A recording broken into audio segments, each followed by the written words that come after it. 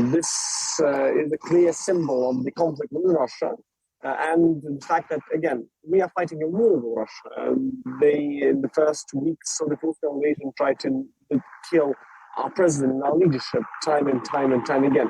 So the fact of the matter is, I mean, it's not surprising that when you start a war that is the largest war in Europe since the Second World War, you have consequences like this. Which actors have actually done this is very unclear. But I mean, the fact of the matter is, I mean, this is the consequence of starting the largest war in Europe. Okay, so you're saying this is part of a war, and then there are obviously no limits to where Ukraine will also look to hit back.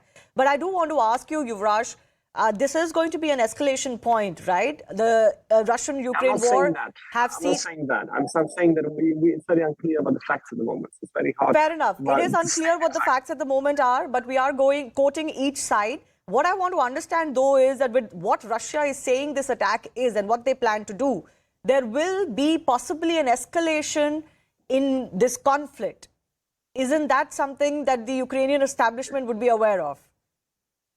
I mean, the Russians are killing, murdering, destroying en masse every single day. So, I mean, the fact of the matter is that it's not exactly the escalation that is... There is a full-scale war happening right now, with thousands dying almost daily and millions displaced. So I don't understand the point about escalation. It's as escalated as can be at the moment. So it's not exactly a point of fear of that sort. I mean, we're fighting a full-scale invasion of Ukraine. I'm talking to you the place where Russians were supposed to be in a week, and we beat them back from here. We showed to the world the ludicrous nature of their claims about history, about Ukraine, and about their power.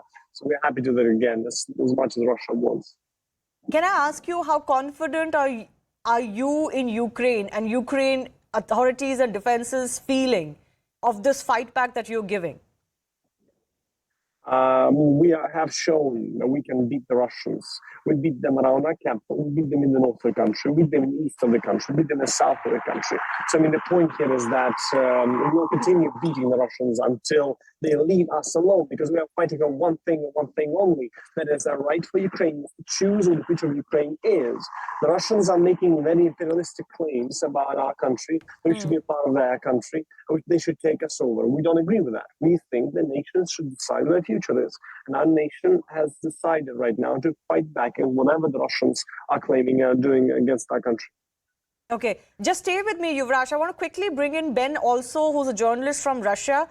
Ben, you heard what Yuvrash said. You know, there is no escalation anymore. This is as deep as it gets as far as this war is concerned. What are your thoughts on that? When Russia claims that they're going to hit back or respond to what this alleged assassination bid is, what does that mean?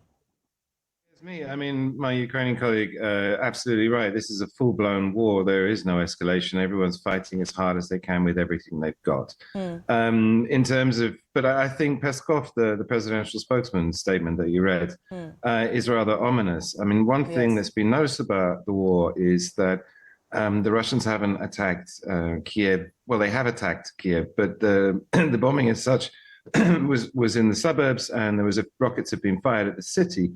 But they haven't targeted Bankova. Bankova is a street right in the heart next to Maidan, where the president sits. And so we might see them use some of the hypersonic accurate missiles, the ones they've got left, and actually target the president's administration, the building, the equivalent of the Kremlin in Kiev, and or start bombing Kiev with the strategic bombers they have. They have these very sophisticated planes that can fly very high above the defenses and actually bomb the capital. And we actually haven't seen, you know, a systematic attack on the capital.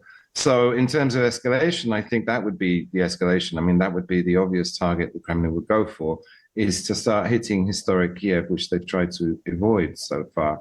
In large parts, other than lobbing missiles at the city from time to time. Yuvrash, and that would be significant. I think even the Russians would find that uncomfortable because, you know, it's a 2,000-year-old city. It's beautiful. Everybody knows it's a World Heritage Site.